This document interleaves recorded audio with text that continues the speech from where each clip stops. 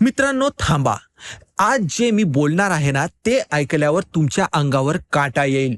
कदाचित तुम्हाला माझा रागही येईल, कदाचित तुम्ही मला शिव्या देखील द्याल. पण एक गोष्ट सांगतो, आज जर तुम्ही हा व्हिडिओ शेवटपर्यंत बघितलत ना, तर उद्या सकाळी तुम्ही आरशात बघाल तेव्हा तुम्हाला एक वेगळाच चेहरा दिसणार आहे. चेहरा तोच असेल, पण त्या डोळ्यात एक वेगळीच चमक असेल, एक वेगळाच आत्मविश्वास आलेला असेल आणि एक वेगळंच जगण्याचं बळ देखील तुम्हाला मिळालेलं असेल. आणि हो, मी इथे कुठले तरी जादुई मंत्र सांगणार नाहीये, कुठला तरी शॉर्टकट तुम्हाला देणार नाहीये. मी तुम्हाला सांगणार आहे एक सत्य, एक कडवट, जळजळीत पण जीवन बदलणारं सत्य. आणि हे सत्य इतकं साधं आहे, इतकं सोपं आहे की एखाद्या 5 वर्षांच्या मुलाला देखील ते समजेल. तुम्ही 10 वर्षाचे असा किंवा 60 वर्षाचे, याने काहीच फरक पडणार नाही. आज मी तुमच्या मनात एक बीज पेरणार आहे. माझे शब्द त्या बीजाला पाणी देतील, ते बीज मोठं होईल, त्याचं झाड होईल आणि त्या झाडाला जी फळं लागतील ना, ती तुमचं आयुष्य बदलून टाकतील. हे माझं तुम्हाला वचन आहे मित्रहो. तर चला व्हिडिओला सुरुवात करूया. तुम्ही हे कधी अनुभवलंय का? एक क्षण डोळे मिटा आणि विचार करा. तुम्हाला एखाद्या परीक्षेची खूप भीती वाटत होती. रात्रंदिवस तुम्ही यासाठी अभ्यास केलेला आहे. डोळ्याखाली काळी वर्तुळं आलेली आहेत, पण मनात एक किडा सतत कुरतडत होता. मी नापास झालो तर, मी फेल झालो तर, आणि मग आणि तुम्ही ती परीक्षा दिलीत आणि त्यात खरोखरच फेल झालात. किंवा दुसऱ्या प्रसंगात तुम्ही एखाद्या माणसावर जीवापाड प्रेम केलं, सगळं दिलत, वेळ दिला, मन दिलं, या नात्यात पूर्ण जीव तुम्ही ओतलात.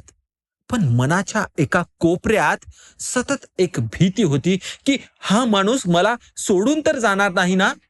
आणि एक दिवस आला आणि तो माणूस खरोखरच तुमच्या आयुष्यातून तुम्हाला सोडून निघून गेला. तुमचं हृदय तुकड्या तुकड्यामध्ये विखुरलं. तुम्ही रडलात, रात्री उशीत तोंड खुपसून रडलात आणि मग देवाला दोष देत म्हणालात की देवा, मी चांगला माणूस आहे ना, मग माझ्यासोबत असं का होतं रे? किंवा अजून एक प्रसंग सांगतो. तुम्हाला वाटत होतं की कुणीतरी तुम्हाला फसवेल, तुमचा विश्वासघात करेल, आणि बघता बघता तुमच्या आयुष्यात एका पाठोपाठ एक धोके मिळत गेले. लोकांनी तोंडावर विश्वास दाखवला आणि पाठीमागे सुरा खुपसून ती निघून गेली. माझ्या नशिबातच लिहिलंय, आयुष्य म्हणजे संघर्षच आहे, माझ्यासोबत नेहमी वाईटच होतं, असं तुम्ही विचार करत होता. पण थांबा मित्र हो, एक क्षण थांबा आणि एक मोठा श्वास घ्या. आता मी जे सांगणार आहे ते तुम्हाला आवडणार नाही. माझं ऐका. मी तुम्हाला एक गोष्ट सांगतो जी तुम्हाला ऐकायला अजिबात आवडणार नाहीये. हे सगळं तुम्हीच घडवून आणलंय. हो, तुम्ही बरोबर ऐकलत मित्र हो. मी पुन्हा सांगतो, हे सगळं तुम्हीच केलंय. ते फेल होणं, तो विश्वासघात, ती माणसं सोडून जाणं, ते अपघात, ते नुकसान, हे सगळं तुमच्या विचारांनी, तुमच्या भावनांनी, तुमच्या मनातल्या भीतीने निर्माण केलेलं आहे. आत्ता तुमच्यातल्या बऱ्याच जणांना खूप राग आलेला असेल. काय बोलतोय हा? मी रस्त्यावर चालत होतो, मागून एक रिक्षा आली आणि तिने मला धडक दिली, यात माझी काय चूक? किंवा माझ्या पार्टनरने मला फसवलं, यात मी काय केलंय रे? तुमचा राग स्वाभाविक आहे मित्र हो. इगो दुखावला ना. पण मित्र हो, मी जे सांगतो ते ऐका. मी तरीही तुमच्या डोळ्यात बघून सांगतोय की यात सगळी जबाबदारी ही तुमच्या एकट्याचीच आहे. पण कसं तेही सांगतो. पण आधी एक गोष्ट ऐका. पुण्याच्या राजेशची गोष्ट. राजेश, वय वर्ष 32, पुण्यातला एक सामान्य मुलगा, मध्यमवर्गीय कुटुंबात जन्म झाला याचा. वडील शिक्षक होते, आई गृहिणी होती. हा लहानपणापासून एकच वाक्य ऐकत आला होता, आपल्या सारख्यांना मोठं व्हायला नशीबच लागतं रे. मेहनत कर, पण अपेक्षा ठेवू नको. राजेशने इंजिनिअरिंग केलं. तो खूप हुशार होता, पण त्याच्या मनात सतत एक विचार चालू राहत होता. माझ्यासारखा सामान्य मुलगा चांगली नोकरी करू शकेल का? मला ती मिळेल का? त्याने 10 इंटरव्ह्यू दिले. सगळ्यात तो रिजेक्ट झाला. प्रत्येक वेळी इंटरव्ह्यूला जाण्याच्या आधी त्याच्या हातापायाला कंप सुटायचा. तोंडातून त्याच्या शब्द देखील फुटायचे नाहीत. मनात फक्त एकच विचार असायचा, मला मला नक्कीच रिजेक्ट करतील. आणि मग मग तेच होतं. 11वा इंटरव्ह्यू देखील आला. ही कंपनी छोटी होती. तिथला पगार देखील जेमतेम होता, कमी होता. पण राजेशने विचार केला, चला निदान या तरी इंटरव्ह्यू मध्ये सिलेक्ट होऊ ना. आणि मग त्या दिवशी त्याच्या मनात कोणतीच भीती नव्हती. जे होईल ते होईल, असं तो विचार केला. आणि त्या इंटरव्ह्यूला गेला आणि पाहतो तर काय, तो सिलेक्ट झाला. पण गोष्ट इथेच थांबत नाही मित्रहो. नोकरीत 2 वर्ष गेली. राजेशला एक सुंदर मुलगी आवडली, स्मिता. दिसायला खूप सुंदर, हुशार, हसरी. पण राजेशच्या मनात पुन्हा तोच जुना किडा परत आला. ती माझ्यासारख्या सामान्य मुलाला कशाला पसंत करेल? तो तिला स्वतःहून कधी बोललाच नाही, फक्त दुरून तिच्याकडे बघत राहिला. एक दिवस स्मिताचं लग्न दुसऱ्याच कुणाशी तरी ठरलं. राजेश आतून पूर्णपणे तुटला होता. रात्री बेरात्री डोळ्यातून पाणी यायचं. मनात एकच विचार चालायचा, माझ्या नशिबात प्रेम नाहीच. पण पण खरंच नशीब होतं का ते? की राजेशने स्वतःच ती कहाणी लिहिली होती? त्याच्या भीतीने, त्या असुरक्षिततेने, की त्याच्या मी लायक नाहीच या विचाराने? तुमच्या मनाचं विज्ञान हे समजून घ्या मित्रांनो. आपला जो मेंदू आहे ना, तो खूप सुंदर आहे, खूप कॉम्प्लिकेटेड स्ट्रक्चर आहे ते. आपला मेंदू 2 भागात काम करत असतो. पहिला चेतन मन, म्हणजेच कॉन्शियस माइंड ज्याला म्हणतात. हा भाग म्हणजे जो तुम्ही जाणीवपूर्वक विचार करताना, तो आज मला जिमला जायचंय, उद्या मला अभ्यास करायचा आहे, मी पॉझिटिव्ह राहणार, हे सगळं चेतन मन. पण याची ताकद किती आहे माहिती आहे का तुम्हाला? फक्त 5%. आता दुसरं अवचेतन मन म्हणजे सबकॉन्शियस माइंड, हा खरा बॉस आहे. याची ताकद 95% आहे. हा भाग कसा काम करतो? तुमच्या भावनांवर, तुमच्या सवयींवर, तुम्ही पुन्हा पुन्हा काय विचार करता, कशा प्रकारचे विचार करता त्यावर. आता समजा तुम्ही सकाळी उठून आरशासमोर उभे राहिलात आणि म्हणालात, मी यशस्वी आहे, मी आनंदी आहे, माझं आयुष्य छान आहे. हे तुमचं चेतन मन बोलतंय, 5% वालं. पण तुमचं अवचेतन मन काय बोलतंय हो?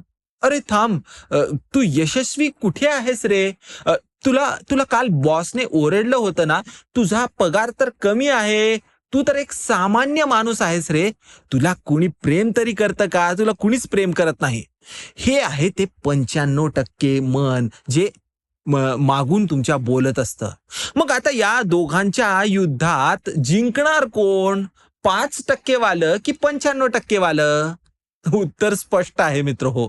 म्हणूनच तुम्ही कितीही पॉझिटिव्ह अफर्मेशन्स बोला, कितीही मोटिवेशनल व्हिडिओज बघा, जोपर्यंत तुमचं अवचेतन मन बदलत नाही, तोपर्यंत बाहेरचं जग कधी बदलणार नाही.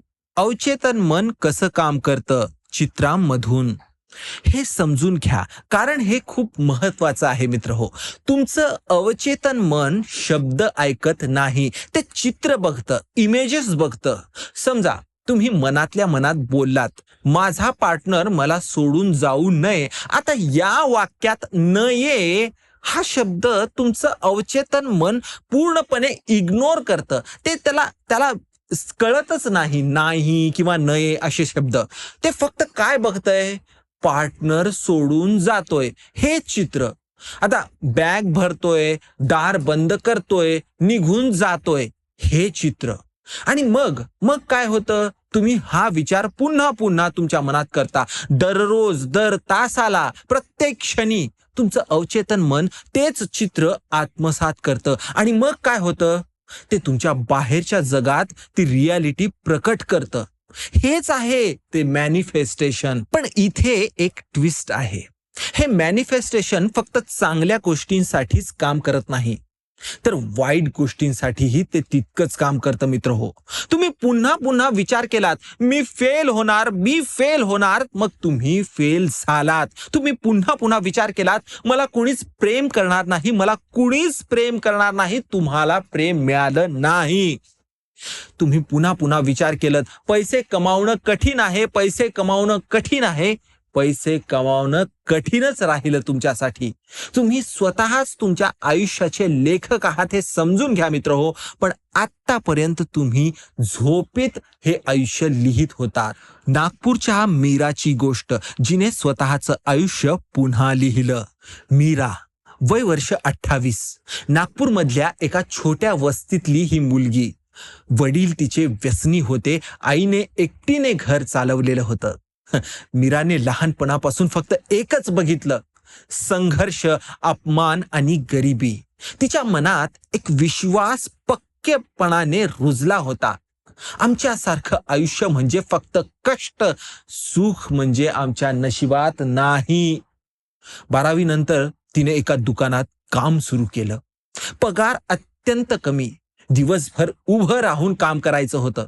संध्याकाळी तिचे पाय दुखायचे, पण डोळ्यात पाणी देखील यायचं. ते पायांच्या दुखण्यामुळे नव्हतं, तर आयुष्याच्या त्या रिकामेपणामुळे. एक दिवस तिच्या हातात एक पुस्तक आलं. कुणीतरी दुकानात ते विसरून गेलं होतं. त्यात लिहिलं होतं, तुमच्या विचारांना ताकद आहे, तुम्ही जे विचार करता तेच तुमचं वास्तव बनतं.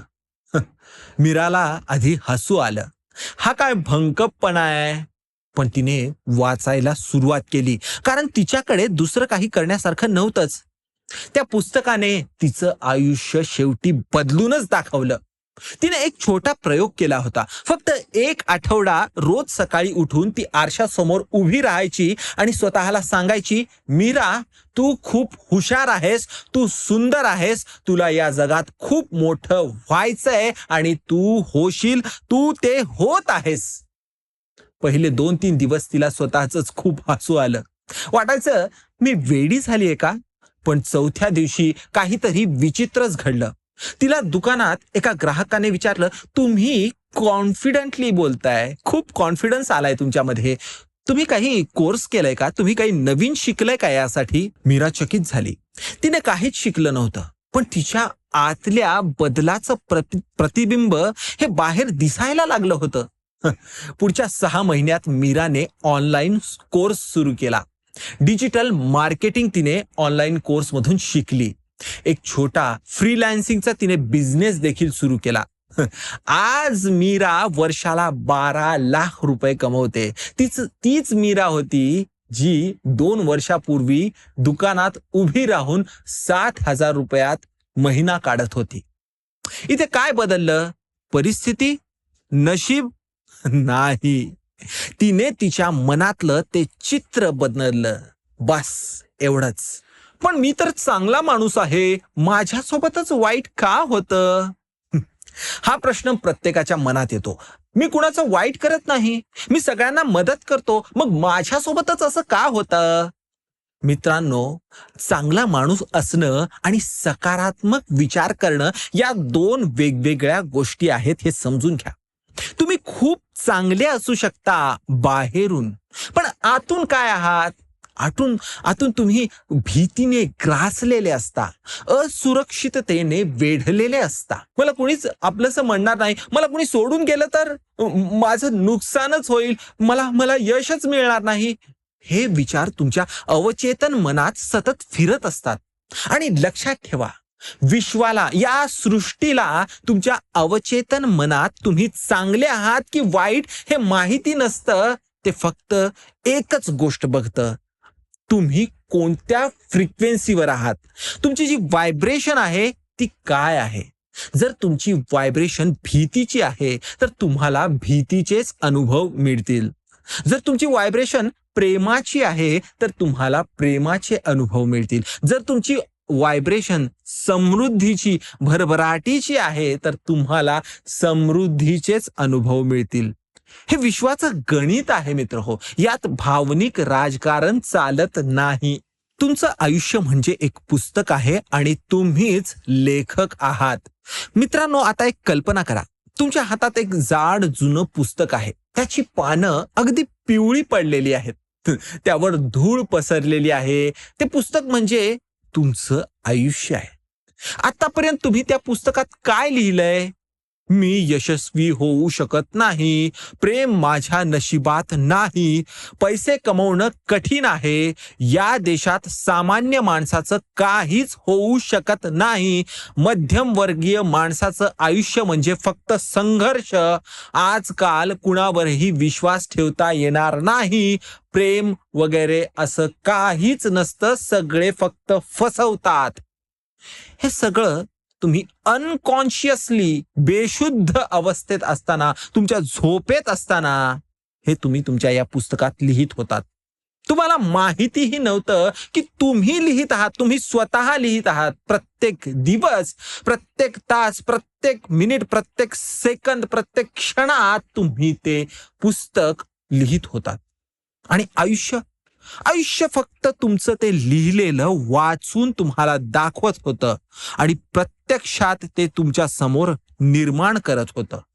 पण आता तुम्ही जागे झालेले आहात.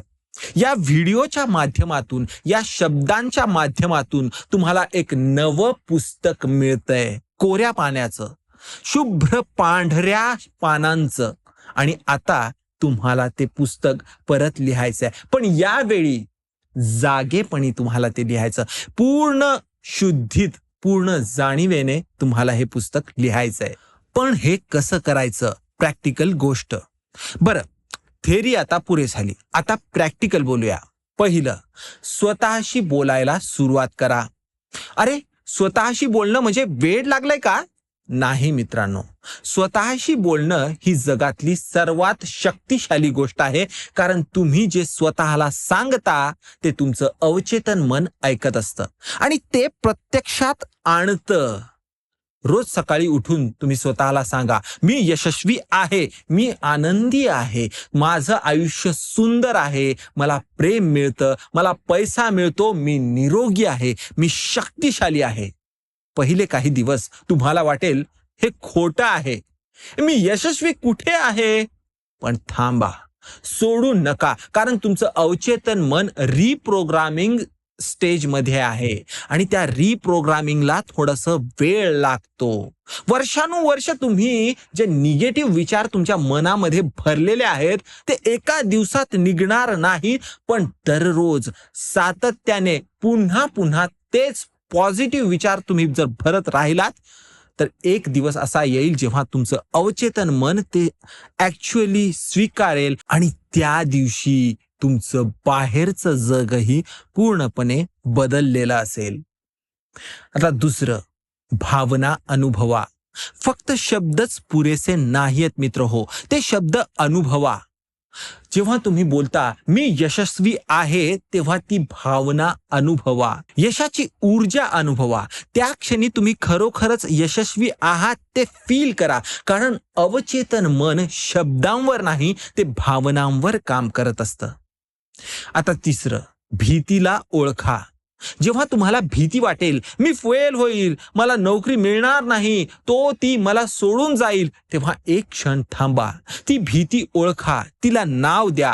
हा माझा जुना विचार आहे, हे माझं जुनं प्रोग्रामिंग आहे. मी आता नवीन आहे, मी आता जागा झालेलो आहे. चौथं, पुनरुक्ती म्हणजेच रिपिटेशन. हेच सर्वात शक्तिशाली साधन आहे मित्र हो. तुमचं अवचेतन मन रिपिटेशनने रिप्रोग्राम होत असतं. म्हणून दररोज दिवसातून अनेक वेळा पॉझिटिव्ह विचार करत राहणं गरजेचं आहे. ते बोलत राहा, ते अनुभवत राहा आणि एक दिवस, 2 दिवस, 1 आठवडा, 1 महिना सातत्य तुमच्यात असणं गरजेचं आहे. आणि मग बघा जादू कशी घडते. कोल्हापूरच्या सचिनची गोष्ट. मला काहीच जमत नाही, ते मी सगळं करू शकतो. सचिन कोल्हापूरचा. वय वर्ष 24. B.Com पूर्ण झालेलं होतं. पण त्याला नोकरीच लागत नव्हती. घरी वडिलांचा किराणा दुकान होता, पण सचिनला ते दुकान चालवायचं नव्हतं. त्याला डिजिटल मार्केटिंगमध्ये करिअर करायचं होतं. पण त्याच्या मनात एकच आवाज सतत यायचा, तुला कुठे जमणार आहे रे? तू तर कोल्हापूरचा. तुझ्याकडे काही कनेक्शन्स नाहीयेत, पैसे नाहीयेत, तुझी इंग्लिश नीट येत नाही. तुला कोण जॉब देणार रे? 2 वर्ष केली. सचिन दुकानातच बसला, कडवट, निराश आणि चिडचिडा होऊन. एक दिवस त्याच्या मित्राने म्हणजेच प्रशांतने त्याला एक गोष्ट सांगितली. प्रशांत म्हणाला, सच्चा, तुला माहित आहे का रे, तू जे बोलतोयस ना, मला काही जमणार नाही जमणार नाही, तेच खरं होतंय. तू स्वतःलाच शाप देतोयस आणि तुला कळत नाही रे. सचिनला तो क्षण आठवतो. सचिनने त्याच दिवशी ठरवलं, आजपासून मी नाही जमणार हा शब्द माझ्या शब्दकोशातूनच काढून टाकतो. सुरुवातीला हे खूप कठीण होतं. सवय जुनी होती ना, पण त्याने चिकाटी सोडली नाही. दररोज सकाळी तो म्हणायचा, मला हे जमतंय, मी हे करू शकतो, मी डिजिटल मार्केटिंग एक्सपर्ट होतोय. युट्यूबवर त्याने बरेच ट्युटोरियल्स पाहिले आणि तो शिकायला लागला. आणि एक दिवस तो शिकलाही. फ्री कोर्सेस त्याने कंप्लीट केले. छोट्या छोट्या क्लायंट्सला तो फ्रीमध्ये हे काम करून द्यायला सुरुवात त्याने केली. त्याला असं करत खूप मोठा अनुभव देखील मिळाला आणि एका वर्षात त्याला पुण्यातल्या एका एजन्सीमध्ये नोकरी देखील मिळाली. पगार 30,000 रुपये. 30,000 काय मोठी गोष्ट आहे, तुम्ही असं म्हणाल. पण एका मुलासाठी ज्याचं आयुष्य कुठेच दिसत नव्हतं, जो 2 वर्ष दुकानात बसून राहायचा आणि मला काहीच जमत नाही असं म्हणत होता, त्याच्यासाठी 30,000 म्हणजे आत्मविश्वासाची पहिली पायरी होती मित्र हो. आज सचिन स्वतःच एजन्सी चालवतो. 4 लोकांना रोजगार त्याच्यामुळे मिळतो. आणि तोच सचिन जो 2 वर्षापूर्वी स्वतःला शाप देत होता, आज तोच इतरांसाठी प्रेरणा बनलेला आहे. तो इतरांना प्रेरणा देतो. काय बदललं हो?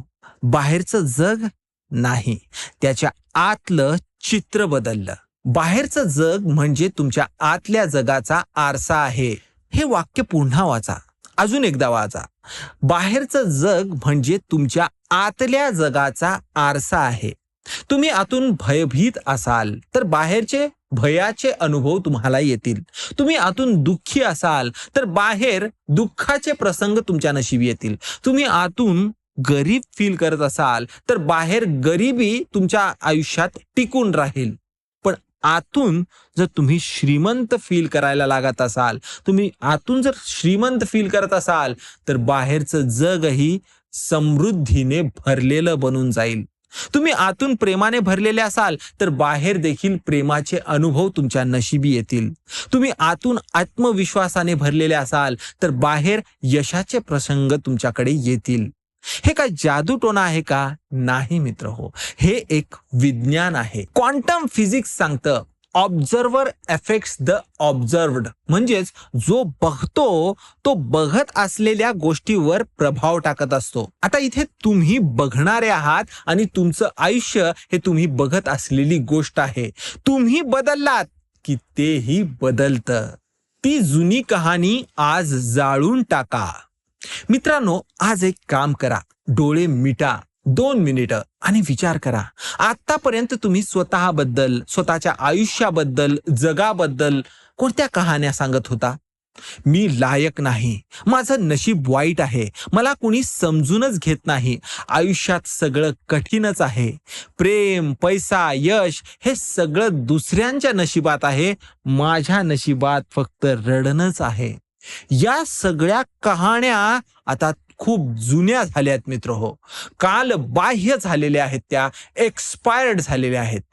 आज या क्षणी ते जुनं पुस्तक तुम्हाला जाळून टाकायचं आहे. जाळून टाका ते पुस्तक. मनातल्या मनात कल्पना करा की त्या पुस्तकाचा एक एक पान जळतोय, ती राख उडते आणि वाऱ्यावर ती विरून जाते आणि त्या राखेतून एक नवं चमकदार कोरं पुस्तक उभं राहतंय. आता ते पुस्तक तुम्हाला लिहायचंय. पण यावेळी जागेपणी ते तुम्हाला लिहायचंय, पूर्ण शुद्धीत आणि जाणीवपूर्वक लिहायचंय. आता तुम्हाला एक आव्हान आहे, फक्त 24 तास. मित्रांनो, तुम्हाला एक चॅलेंज देतो. फक्त 24 तास, एक दिवस 24 तास, 12+12 बस.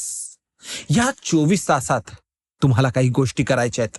नंबर 1, कुठलाही नकारात्मक विचार करायचा नाही, स्वतःबद्दल तर अजिबातच नाही. नंबर 2, कुणाबद्दलही वाईट बोलायचं नाही, मनातही नाही. नंबर 3, स्वतःबद्दल चांगलंच बोलायचं. मी यशस्वी आहे, मी सुंदर आहे, मी शक्तिशाली आहे, माझं आयुष्य अद्भुत आहे. नंबर 4, प्रत्येक क्षणी जाणीवपूर्वक आनंदी राहण्याचा प्रयत्न करायचा आहे. नंबर 5, भीती आली तर ती ओळखायची आहे. हे जुनं प्रोग्रामिंग आहे, मी आता नवीन आहे, असं तुम्हाला स्वतःला म्हणायचं आहे. फक्त 24 तास. आणि मग बघा, उद्या सकाळी जेव्हा तुम्ही उठाल तेव्हा तुम्हाला एक वेगळीच ऊर्जा जाणवेल, एक वेगळाच हलकेपणा. जणू काही तुमच्या खांद्यावरचं एक जड ओझं कुणीतरी उतरवून घेतलंय. तुम्हाला वाटेल, अरे इतकं सोपं होतं हे. हो, इतकं सोपं आहे हे, पण करायला हिम्मत लागते मित्र हो, सातत्य लागतं. आणि सगळ्यात महत्वाचं म्हणजे या मेंदूचा जागेपणा तो लागतो. युरेका मोमेंट, जेव्हा आत आणि बाहेर एकत्र येतात. फिजिक्समध्ये एक कॉन्सेप्ट आहे, रेझोनन्स. जेव्हा दोन वस्तूंची फ्रिक्वेन्सी एकसारखी होते तेव्हा त्या एकत्र व्हायब्रेट करायला लागतात. ताकद दुप्पट होते आणि आवाज देखील मोठा होतो. तुमच्या आयुष्यातही हेच होतं. जेव्हा तुमचं चेतन मन आणि अवचेतन मन एकाच फ्रिक्वेन्सीवर येतात, म्हणजे तुम्ही जे बोलता तेच फील करता, जे फील करता तेच विश्वास ठेवता, त्यावरच विश्वास ठेवता, तेव्हा युरेका मोमेंट येतो. तो क्षण असा असतो जेव्हा बाहेर अजून काहीही बदललेलं नसतं, पण आतून तुम्हाला एक आवाज ऐकू येतो, काहीतरी मोठं होणार आहे, मला माहित नाही काय, पण काहीतरी होणार आहे. तो आवाज म्हणजे तुमचं अवचेतन मन तुम्हाला सांगतंय, प्रोग्रामिंग बदललंय, आता बाहेरचं जगही बदलतंय. आणि मग मग चमत्कार होतो. अचानक योग्य माणसं तुम्हाला भेटायला लागतात, संधी समोर यायला लागतात, तुमचे दरवाजे उघडतात. जे वर्षानुवर्ष अडकलेलं होतं ते अचानकपणे सुटतं. जे कधी शक्यच वाटत नव्हतं ते आता शक्य होऊन अस्तित्वात घडायला लागतं. ही कोणती जादू नाहीये मित्र हो, हे तुमच्या मनाचं विज्ञान आहे. एक शेवटची गोष्ट जी तुम्हाला कायम लक्षात ठेवायची आहे. एक छोटं गाव होतं. त्या गावात एक म्हातारा माणूस राहायचा. गावातली सगळी मुलं त्याच्याकडे यायची आणि प्रश्न विचारायची. एक दिवस एक मुलगा आला, त्याच्या हातात एक छोटा पक्षी होता. मुलाने विचारलं, आजोबा, हा पक्षी माझ्या हातात जिवंत आहे की मेलेला? म्हातारा माणूस हसला. त्याने म्हटलं, बाळा, उत्तर तुझ्या हातात आहे. तू ठरवशील तर जिवंत आणि नाही ठरवशील तर तो मेलेला असेल. तुमचं आयुष्यही त्याच्या हातातल्या पक्षासारखंच आहे. तुम्ही ठरवाल तर सुंदर, नाही ठरवाल तर कठीण. तुमचं आणि माझं नातं शेवटचं मनापासून बोलणं. मित्रांनो, मी हा व्हिडिओ तुम्हाला मोटिवेट करण्यासाठी बनवत नाहीये, मला तुम्हाला जागवायचं आहे आणि त्यासाठी हा व्हिडिओ बनवतोय. तुम्ही खूप दिवसांपासून झोपलेले आहात, खूप दिवसांपासून भीतीने, नकारात्मकतेने, असुरक्षिततेने ग्रासलेले आहात. बस आता पुरे. आता जागे व्हा मित्र हो. आज ती जुनी कहाणी तुम्ही जी स्वतःला सांगत होता त्या पुस्तकाला जाळून टाका आणि आज ते नवीन वालं पुस्तक उघडा आणि आज पहिलं पान लिहायला लागा. मी माझ्या आयुष्याचा निर्माता आहे आणि आजपासून मी एक अद्भुत आयुष्य लिहितो किंवा लिहिते. 24 तासाचं हे जे काही आव्हान आहे ते स्वीकारा. कमेंटमध्ये लिहा, मी करणार 24 तास आजपासून. आणि 24 तासानंतर पुन्हा या आणि मला सांगा की तुमच्या आयुष्यात काय बदललं, कसं वाटलं आणि कोणती नवीन ऊर्जा तुम्हाला जाणवली? मित्र हो, मला खात्री आहे तुम्ही हा व्हिडिओ शेवटपर्यंत बघत आहात, म्हणजे तुम्ही एक सामान्य माणूस नाही आहात. तुम्ही ते मोजके लोक आहात, त्या मोजक्या लोकांपैकी आहात जे खरोखरच बदलायला तयार आहेत, जे झोपेतून जागे होऊन उभे राहायला तयार आहेत. तुम्हाला माहिती आहे का, जे लोक या व्हिडिओ मधला मध्येच सोडून निघून गेलेत ना, ते अजूनही झोपलेले आहेत. त्यांना अजून त्यांची जुनी कहाणीच प्यारी वाटते. ते बदलाला घाबरतायत. ते अजूनही नशीब, देव, परिस्थिती यासारख्या गोष्टींना दोष देत बसणारी आहेत. त्यांना खरं खरं अस्तित्व घडवायचं नाहीये. पण तुम्ही तुम्ही वेगळे आहात. तुम्ही वॉरियर्स आहात, लढवय्ये आहात. तुम्ही स्वतःचं नशीब स्वतः लिहिणारे आहात. तर उठा, जागे व्हा आणि जगाला दाखवून द्या की तुम्ही कोण आहात. तुमच्या आयुष्याचा रिमोट कुणाच्या हातात आहे? तुमच्याच हातात. आणि आता तो रिमोट तुम्ही स्वतःच्या हातात घ्या आणि हा जो चॅनल आहे तो चॅनल बदला. जुना कंटाळवाना दुःखी शो असलेला तो जो चॅनल आहे तो बंद करा आणि एक नवीन रोमांचक, यशस्वी, प्रेमळ, आनंदी, कृतज्ञतेने भरलेलं एपिसोड तुम्हाला सुरुवात करायचं आहे. कारण तुम्ही तेवढे शक्तिशाली आहात, तुम्ही तेवढे लायक आहात आणि तुम्ही तेवढे सुंदरही आहात, हे मी तुम्हाला सांगतो. फक्त जागे व्हायचीच गरज आहे मित्र हो. त्यामुळे जागे व्हा. मित्र हो, तुम्हाला हा व्हिडिओ आवडला असेल तर लाईक करा, शेअर करा. कारण कदाचित तुमच्या एका शेअरमुळे कुणीतरी झोपलेला माणूस जागा होईल. आणि सबस्क्राईब करायला विसरू नका मित्र हो. पुन्हा भेटूया लवकरच एका नव्या व्हिडिओ सोबत. तोपर्यंत स्वतःवर प्रेम करा, स्वतःवर विश्वास ठेवा आणि ते जे पुस्तक, नवीन पुस्तक, ते लिहायला सुरुवात करा.